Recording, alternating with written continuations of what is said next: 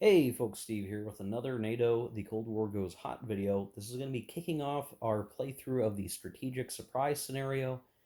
This to give the Warsaw Pact player another shot at winning a game here of NATO because things went so poorly for them in our War of Nerves scenario.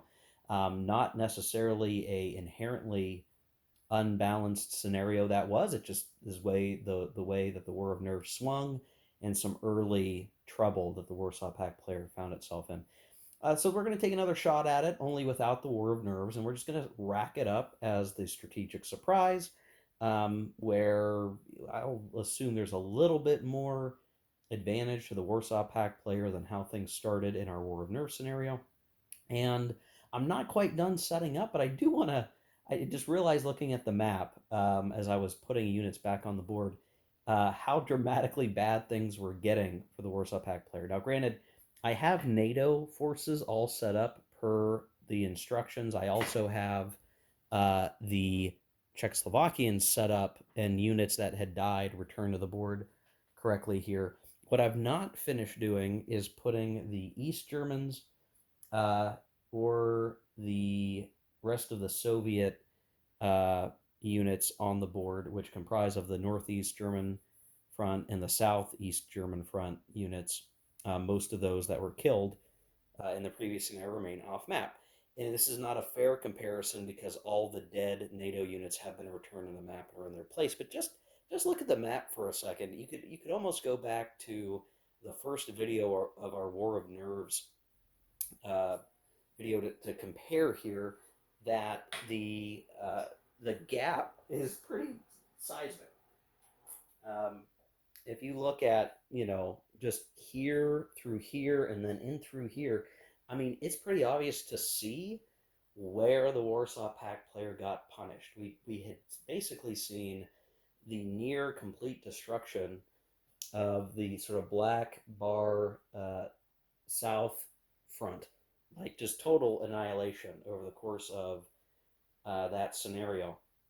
So I'm looking at that gap and going, well, we're going to get some new units there. We're going to have some placement of units.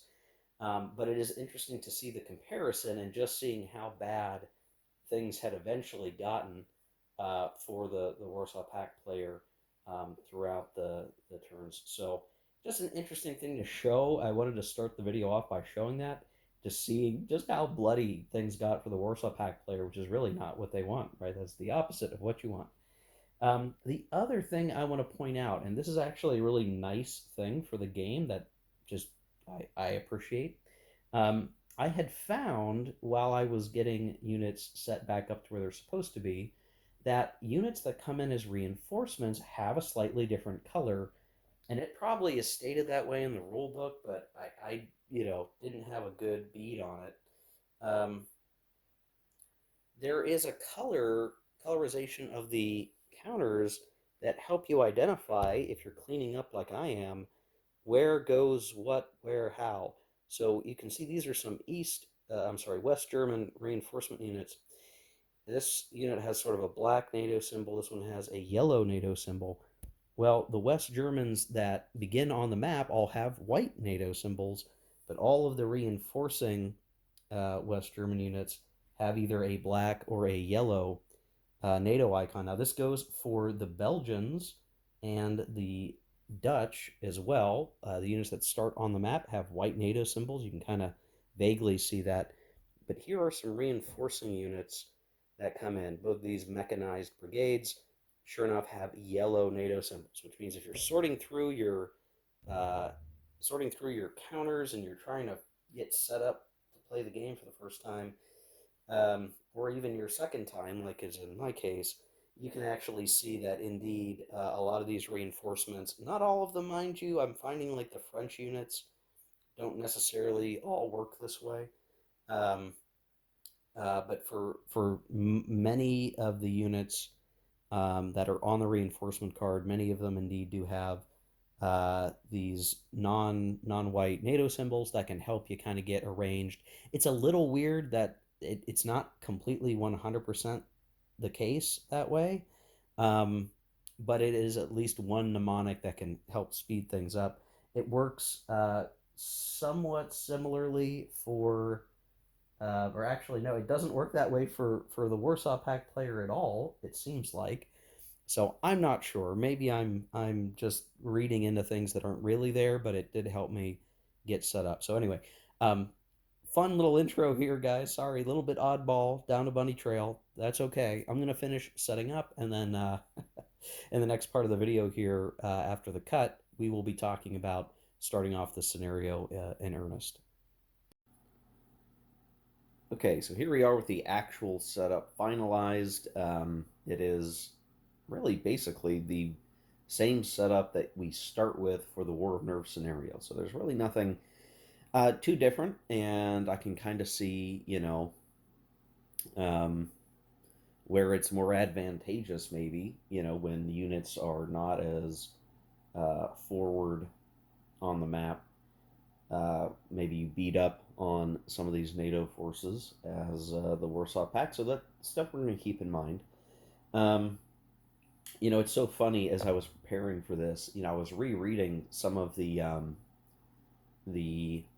player notes, like the strategy notes for the scenario, and it's funny how I hadn't looked super closely at all of those notes in a while. Like I had read them when I was reading through the material preparing to start playing the game for the channel, and um, it's funny how, in retrospect, like how our War of Nerves scenario went really reflected itself in the player note guidance for this scenario, even though they were technically separate scenarios. The guidance was the same. All the mistakes that could have happened that I did have happen, do get called out in the player notes. So I think that speaks to the designers. Recognition of how this game actually plays out when you play it, and being able to call out the dangers and the strategies. And I kind of stumbled through that myself in the War of Nerves, really jumping into the deep end of the pool. And I've learned kind of the same lessons I might have put into my own player notes. So it's kind of funny. I appreciate that. Um, the other nice thing is, as I'm beginning to prepare for this playthrough, is I've kind of got the rules pretty well cemented in my mind. I'm not having to look up rules as much when I was getting towards the tail end of the last scenario. So this strategic surprise for me, just playing at the table and largely going to be off camera, will go much more smoothly, which is nice, which just makes me able to enjoy it just a little bit more because I know how to just play the game now. It's not just learning the game, it's playing the game. Um, and that's some goodness. Now, what makes this scenario, the strategic surprise scenario, different from the way our War of Nerves scenario started when the war got hot?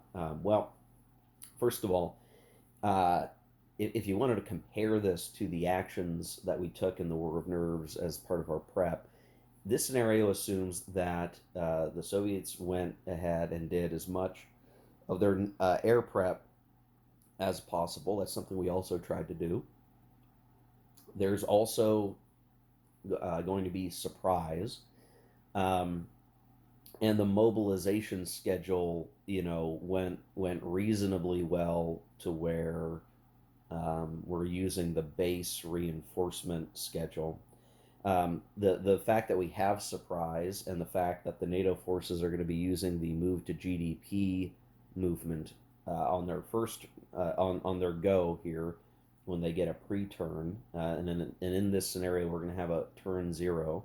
Effectively, that's just moving towards the border. Basically, that's all that really is, across the board. So not too dissimilar to border assembly that we didn't get a chance to do in our War of Nerves scenario. So that's something else that's different.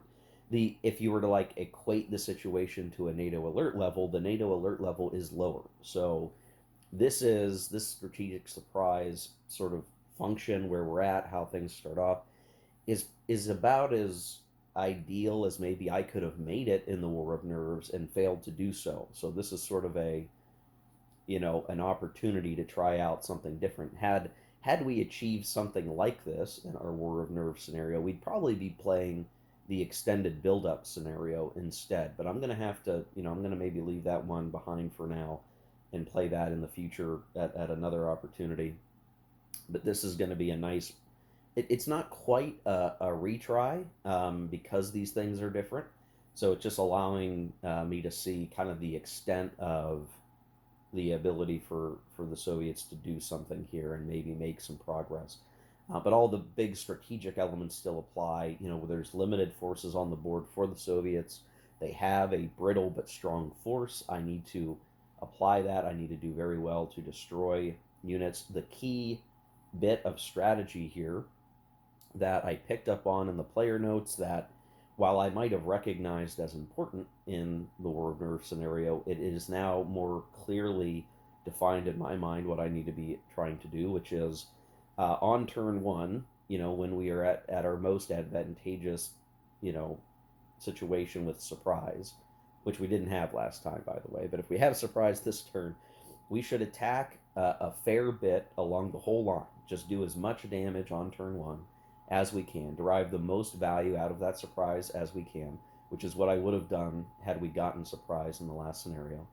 Then concern myself by and large with very few concentrated firepower attacks to diminish the NATO forces, to not concern myself too heavily with seizing cities, because our real goal is to eliminate enough of the NATO forces that we can progress beyond them and either take cities, and this is something else that we didn't really get a chance to enjoy because we just didn't get very far operationally. If we can bypass empty cities potentially and cut them out of supply, and if we do that, we're functionally going to get the victory points for that. So we don't have to take um, every city. We can bypass them to some degree and get the victory points for that. And so, you know, there's going to be some that are hard to bypass. Like, oh, over here, we just have to take that. But there are going to be opportunities for us to maybe not bang our heads against the wall. We want to use our strong armor to punch holes and surround, and you know, maybe, I mean, I'll put it this way: if there's a NATO unit holed up inside a city, and that unit could try to spring forward and do something behind our lines, we might be forced to attack that city and take it. But if we can bypass it because it's empty, that might be better for us to do, and we'll aim to do that. Um, so that's kind of something that's a different perspective than maybe we had in the first scenario, and I think that's going to do us just fine. In terms of like operational objectives, I do need to make some decisions. So let's talk before I get started, so you can kind of see how well do I measure up to my plan. I had thought that a nearer, we'll say a shorter jump into Denmark was going to be preferable and work up on the neck. And it could have been, but we just didn't get where I wanted us to be. We just failed to make the progress. We were unlucky, and I almost had to write off Denmark. So here's what I want to do. Knowing that we've got surprise, I'm going to do the stupid thing and try to go for Copenhagen with my amphibious paratrooper forces and see. You know, no matter how many times I failed to take Copenhagen, I figure I've got to get at least one shot that's going to get us in there, and then once we're in there, it'll be hard to get us out of there, and then we can begin to extract some of those special forces units and work to get them maybe realigned to attack the neck as we have forces moving north. So that's an element that I'm going to be focused on. The other thing that I'm going to do is I don't want my northeast German front to be weak on the front line. So I think I am generally going to abandon the siege of uh, Berlin within reason. I'm going to leave the territorial ring around Berlin, but I'm going to send all the blue front band units, the northeast German front. I'm going to send them to where they need to be, which is fighting on the front. We wasted a lot of time messing around trying to get into Berlin when it really wasn't that needed. We didn't have to do that. I'm going to get them to the front line. They're going to execute a campaign to get to the northwestern German plain if we can. That's an ideal goal for us. So that's their mission. A lot of them are wrapped around Berlin right now, but I can kind of quickly get them out and away and move in quickly to where they need to go. Then what I'm going to do is, as the Polish front activates and those reinforcements come on the board, I will dedicate the Polish front to reducing East Berlin. I'm sorry, West Berlin, to taking down West Berlin. And once they've done that, which this may be turns 4, 5, or 6 or whatever, I will then look at leveraging the Polish front as a strategic reserve and send them to wherever the fighting requires them the most. Um, Ideally, that would be to reinforce either the Northeast German front or the South East German front, just because it's going to be really hard for them to get down to, we'll say, Czechoslovakia. So that's kind of that strategy. Like, yeah, we want to, I'm not sure if I can bypass Hamburg, which is the really tough cities there. I might have to take that, but I can arrange some better ways to going about it, and maybe, well, we'll see. Some of this is a little early to say. Now, the Southeast German front, I definitely have a mind that I I did not play well in the Fulda Gap in this general area. That went very, very poorly. I'm trying to think, like, there's no way I could do that again, right? Like, I can't screw it up that bad again, right? You wouldn't think so. You would think I would do better. Um, and I need to look really carefully at the way the forces are aligned. So the best defensive units, I mean, they're all kind of the same in this sector. So I need to figure out, like, where can I target um, the weak units. I don't want to overextend myself, even if I get some kind of, like, hey, we can exploit advance, but it's going to leave units open, which is kind of what happened in the first scenario. I think I'm going to be a little more cautious and conservative and make sure that none of my big heavy units can get knocked back, knocked out, that we're not giving any obvious openings. And maybe over the course of the turns we can burn our way through the Fulda Gap, carefully eliminating NATO forces as best we can.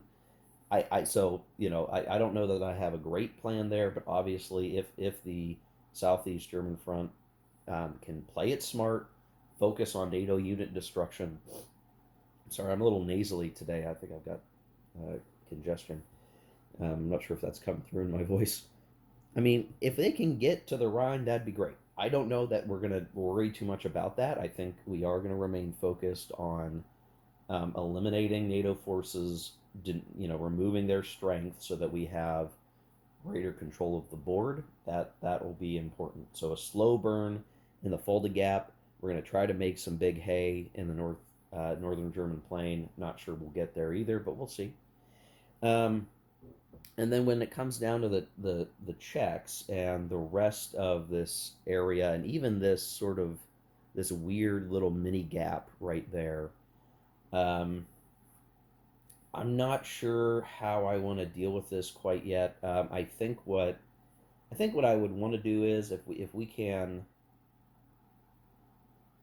So if I'm just looking at the map, honestly, in the south, let me show that a little bit more.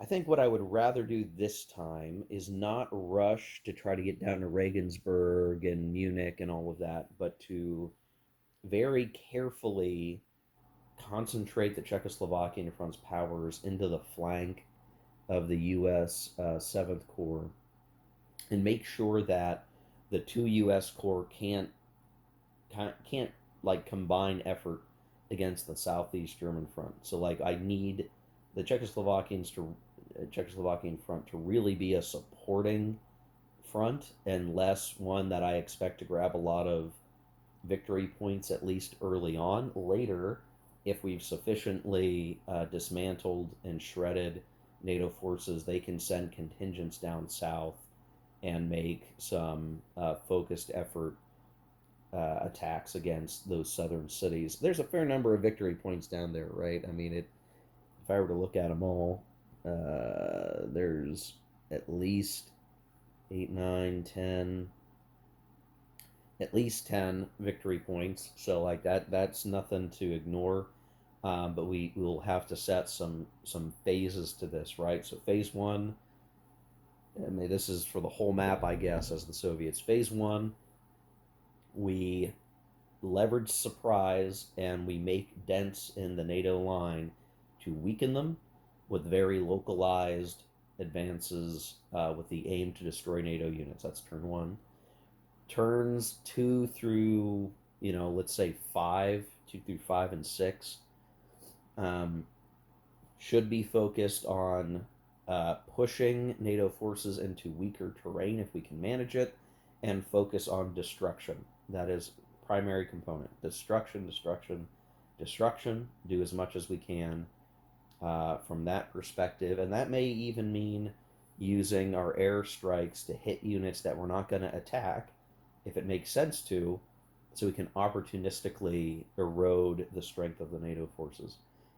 By the time we get to turn 6, 7, 8, and beyond, the last turns of the game, from there, and we'll call that, if phase one is turn one, phase two is early mid game when we're focused on destruction, phase three is seizure of territory and a possible advance towards the Rhine, and that should be a much cleaner approach than what I really did in the War of Nerves, which was just try to advance, try to figure out what to do as I did it, and I wasn't thinking about what I really wanted to achieve each turn. I think I can try to be a little more strategy minded for the Warsaw Pact, and that's the operation now.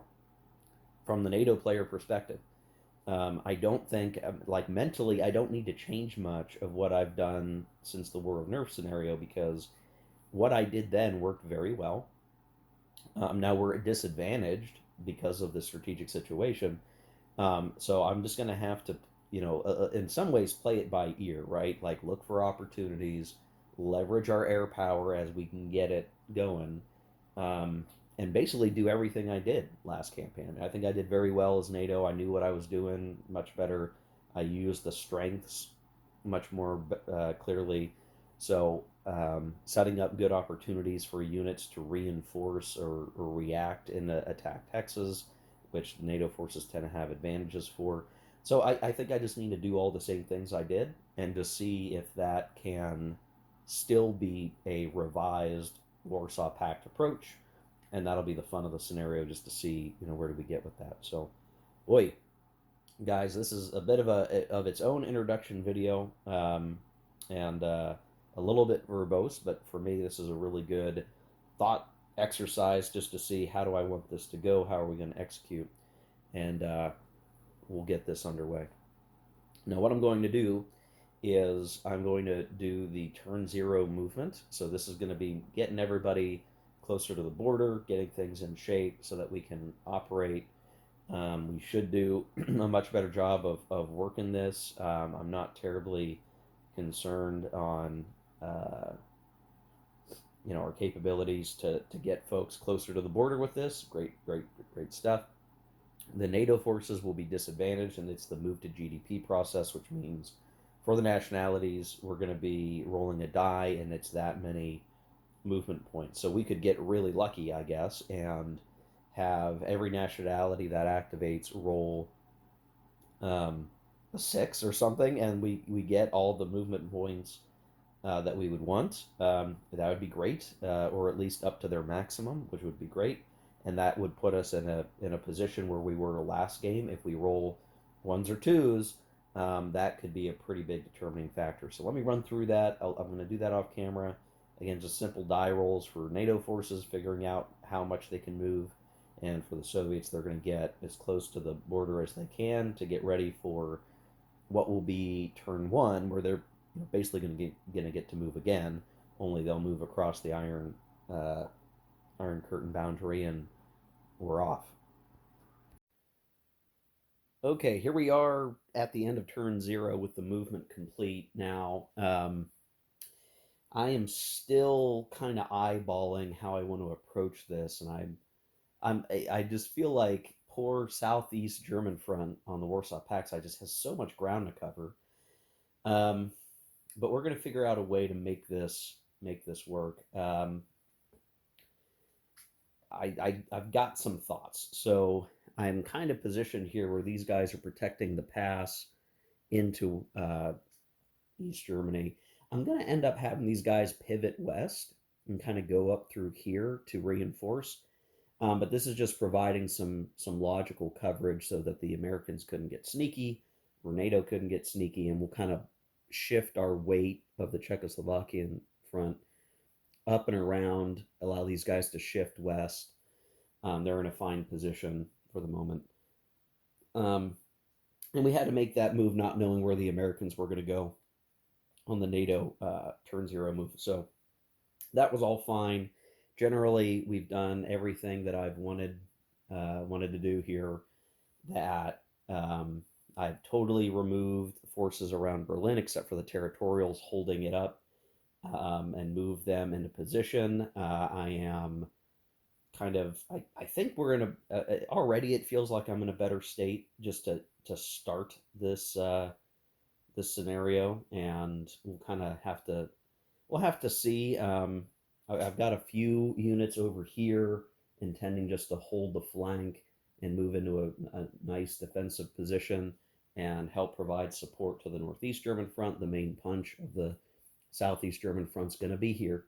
And we'll be fighting through this tough terrain very carefully as I can manage, to make sure that we win the Fulda Gap area. I mean, it'll just be very really important to do that.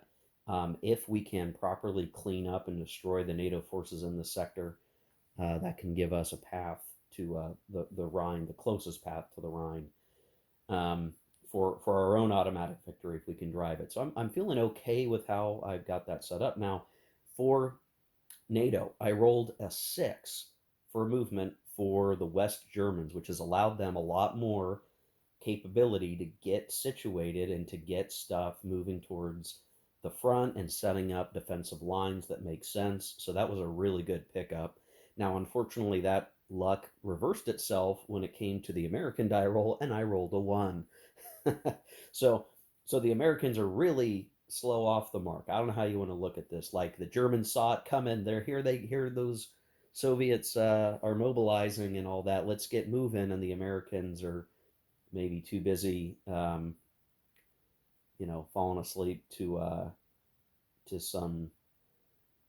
I don't know. We're falling asleep, guys. We're listening to some '80s music, and we zoned out, and we only got one hex of movement, um, which is not great, mind you, or one point of movement. I actually screwed up something here. This guy should not have moved the way that he did. So we're gonna move like that. That's my bad.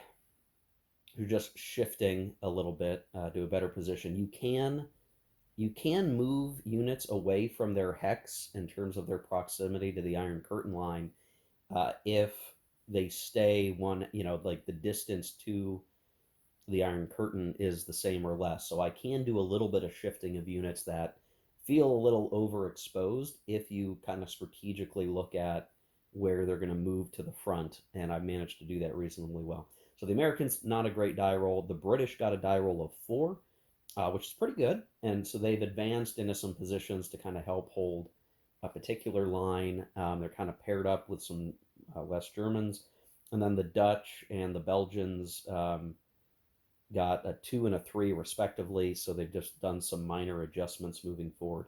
Not a whole lot. We can't move everything yet. There's still a lot of not activated NATO units, and we didn't move any Denmark units because Denmark is not activated yet, so they are still under that sort of, they're asleep. They're asleep until the Soviets get in there or we progress a couple turns into the game. So we're all ready to kind of start the game situation. Now, keep in mind, for this first turn, we've got surprise that provides combat shifts in favor of the Warsaw Pact.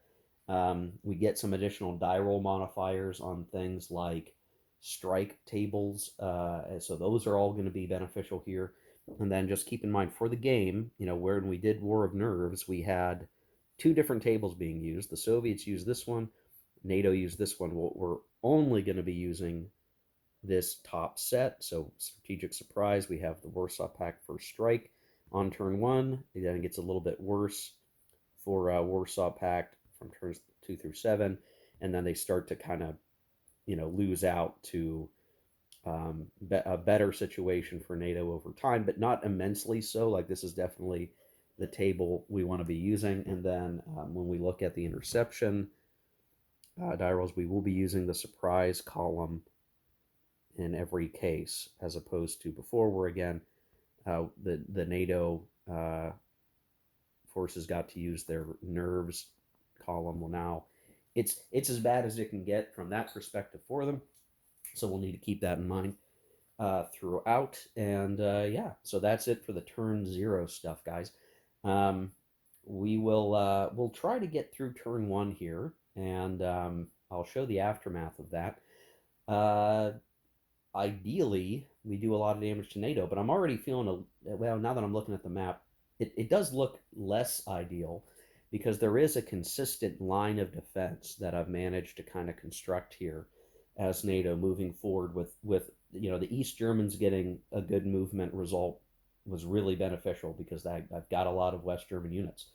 So we were able to get a lot of stuff in a decent spot and enough of mutual support here where we're not totally out of sorts. If we were to lose a hex, we were to lose some units, we've got some life in nearby hexes to react or counterattack. So not the best maybe situation. If the I think if the West Germans had rolled the one, we'd be in much better shape. We would have rather had the Americans get a die roll of 6, not the West Germans. So that's one knock against us already as the Warsaw Pact player, but we'll see. I am going to do my big special forces operation against Copenhagen, and then we're just going to see the rest of the movement and advances um, over this first turn, with the hope to crack the line in a few places, or at least just do some real damage wherever possible. Unfortunately, and one last thing I'll say, generally NATO forces have done reasonably well in getting into good terrain cover, so the strikes are going to have some -1s to them. They're getting the surprise +1, so that kind of offsets it for the first turn. So I mean, it all is what it is. Like I've set myself up to be in the best position I can with both sides, and now it's just going to be the grind, the combat, the fight unfolding before us here. So, all right, I'll come back after turn one, having played both the Warsaw Pact player turn and the NATO player turn, and we'll see just how this war has gotten started off. Okay, here we are after turn one, and you can see it's just the beginning, guys.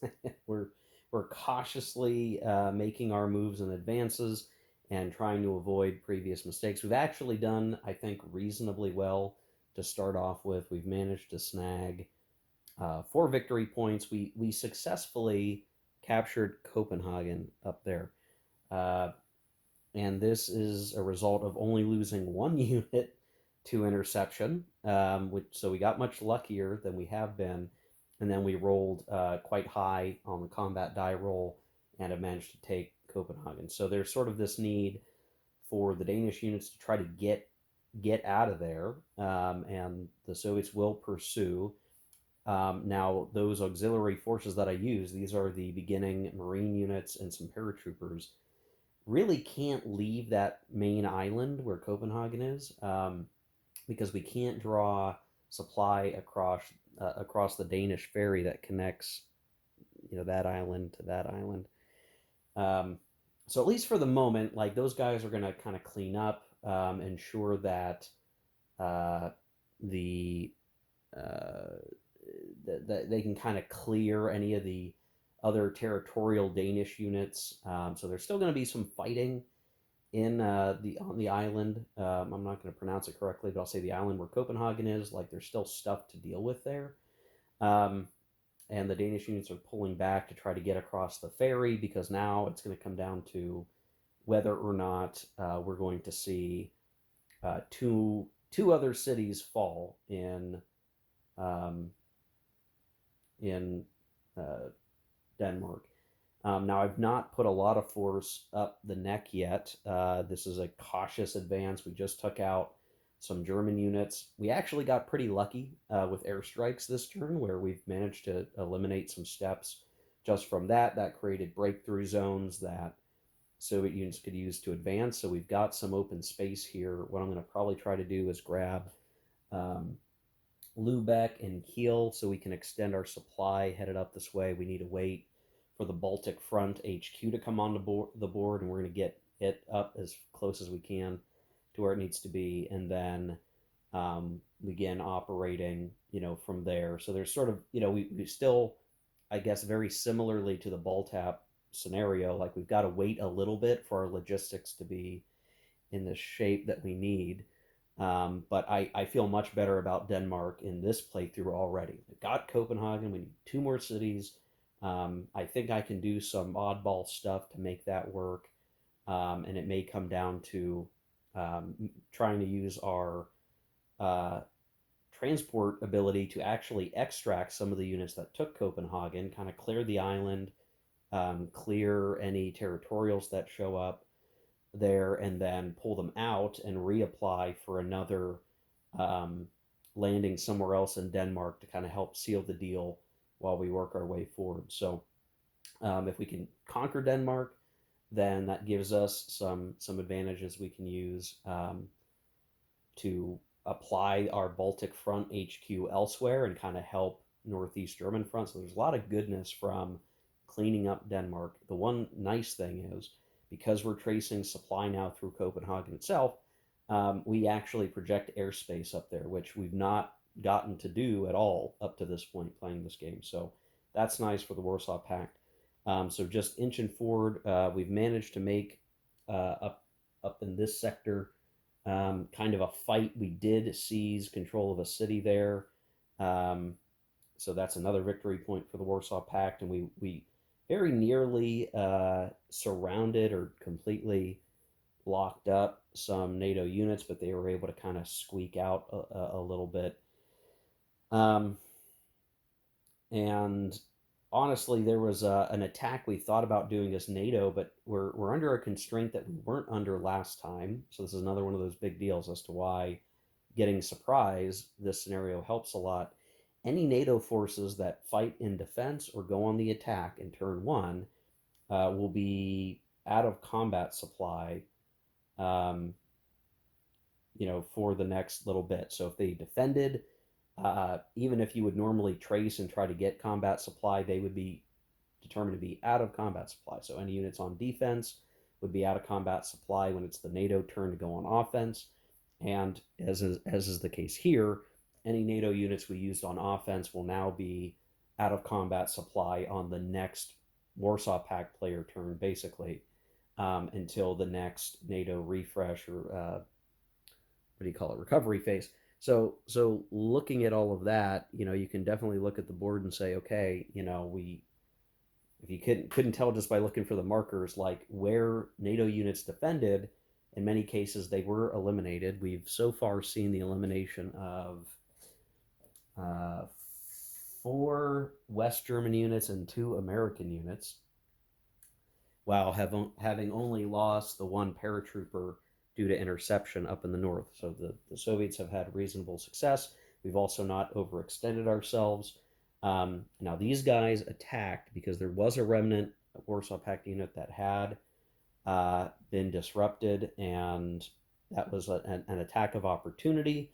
The Warsaw Pact was able to react in 1 regiment, but that helped with the combat factors. We did cause them to take a step loss and retreat, but at the cost of these guys being out of combat supply for this next Warsaw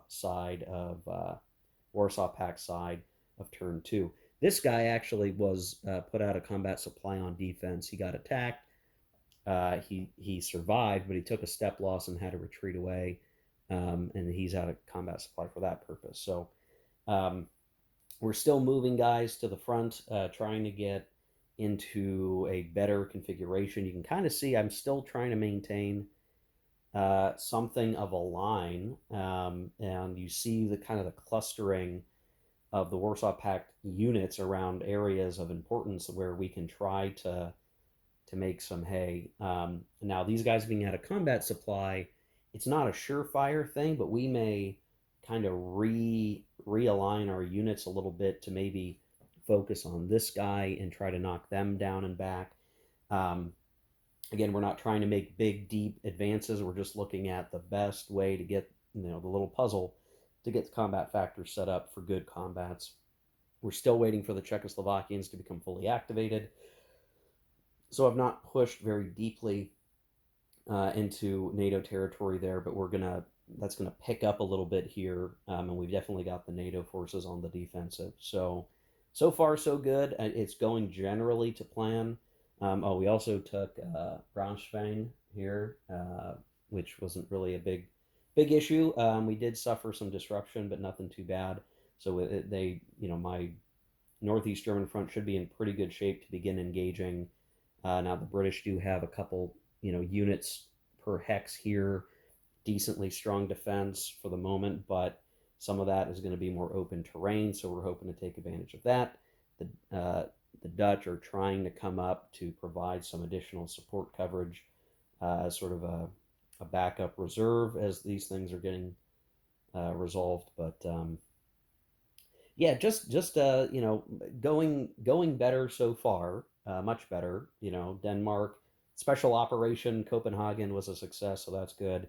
And then everything else is progressing fine, and we'll see probably additional attempts to break through the German line here to try to get out into Bremen, cut Hamburg off, all that kind of stuff is sort of the goal there. If we can do that, if we can get to the other side of Bremen into this area, we will be threatening victory big time. So maybe that's where we get our great victory, is focusing effort.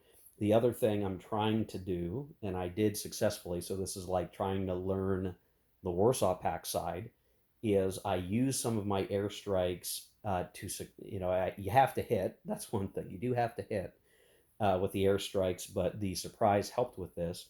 I was able to target some units with an airstrike and disrupt them so they couldn't react into the hex that I was attacking.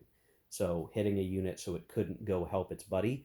I really didn't do that the first, the War of Nerves playthrough, just because I didn't have, I guess I just didn't think it through there. I was very focused on a lot of attacks, so using strikes on all the actual targets.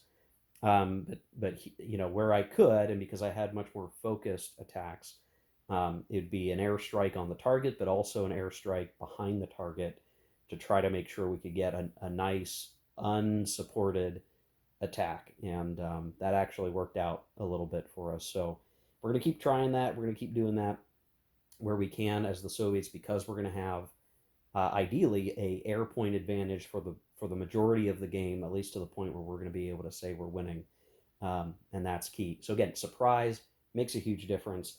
And now thinking a bit better about how to approach the game as Warsaw Pact, I'm not worried at the moment. I think we're doing reasonably fine.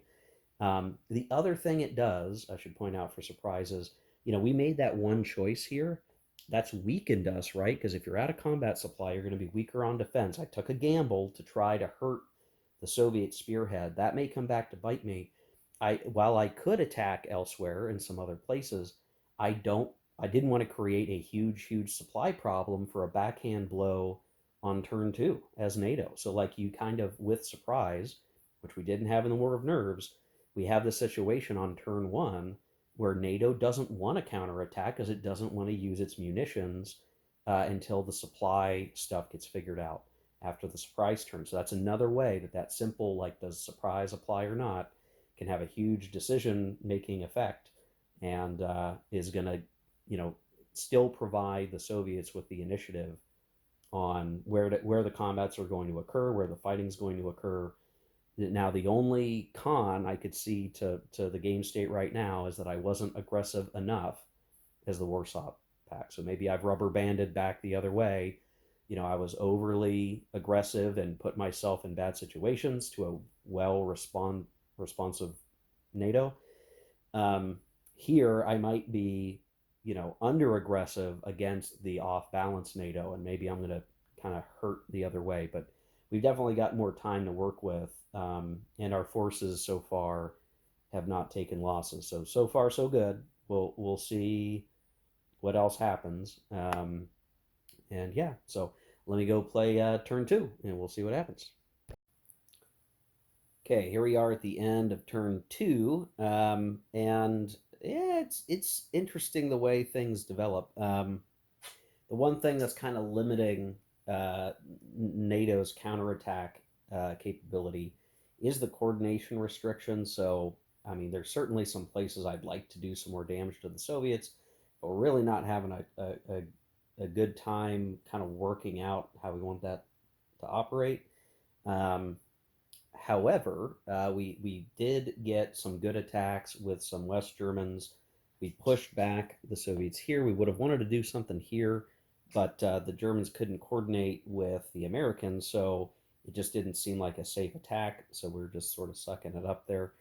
Um, but here, critically, we managed to actually eliminate two uh, Soviet units of the Northeast German front and have opened the possibility of retaking a NATO city.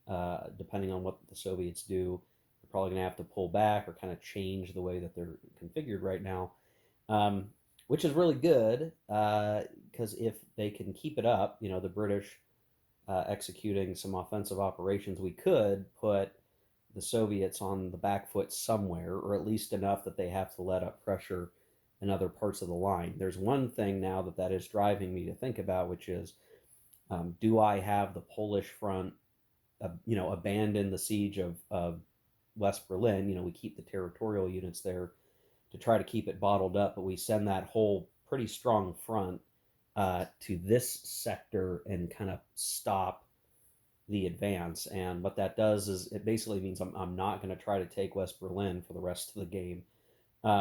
And I'm going to try to focus elsewhere.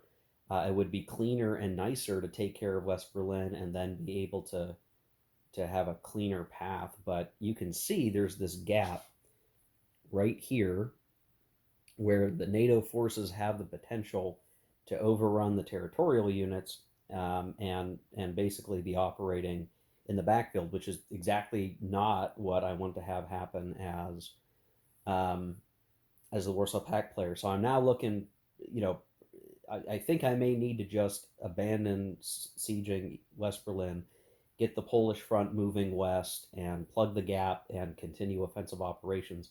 If we do that, and if we can continue to chip at the NATO stacks, we can maybe get into a position to consistently make gains, destroy units, and win the war. So that's a tough call to make. I would have much rather have taken West Berlin, but I think I'm just going to have to send those guys west. That is what it's starting to look like right now. It's going to take a turn or two to get them really everywhere that I want them to be. That whole Polish front, but that's what we're going to have to do. Um, we did take some additional cities, Lubeck, Kiel. They're under control as we expected.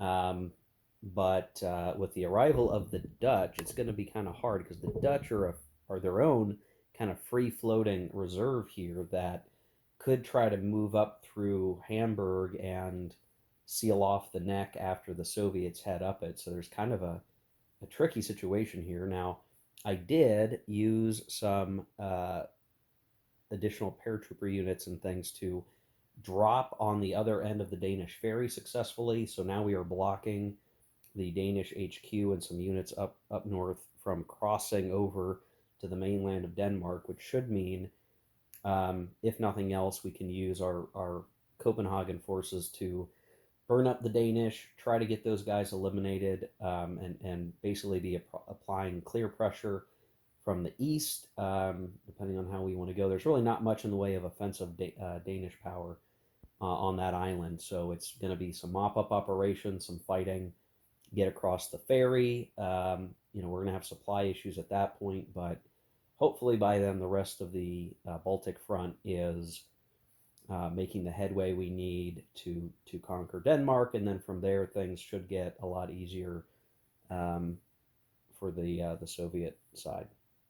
So yeah, just not, we're still kind of feeling things out, and I've kind of put myself into some danger having this blue NATO symbol contingent head down um, the first guard tank army or corps. I'm not sure all the designations how they're treating this, but these guys are, we're doing well pushing up against Nuremberg, but they've got to watch because they're a bit extended. And by sending them down south this way, I've kind of given up that gap, which, if I had sent them up north, maybe I wouldn't have to worry about it. So finding the right shift of where are the fronts, where are the operating units conducting their operations.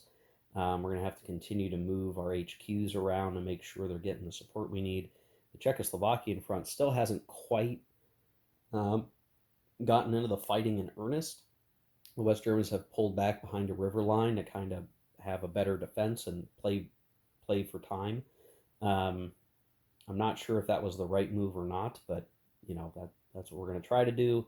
Just create that space and time, and if we're fortunate, as NATO, we will have maybe found a front of Warsaw Pact, maybe the Southeast German front, and have banged up that enough to maybe get a repeat of the War of Nerves.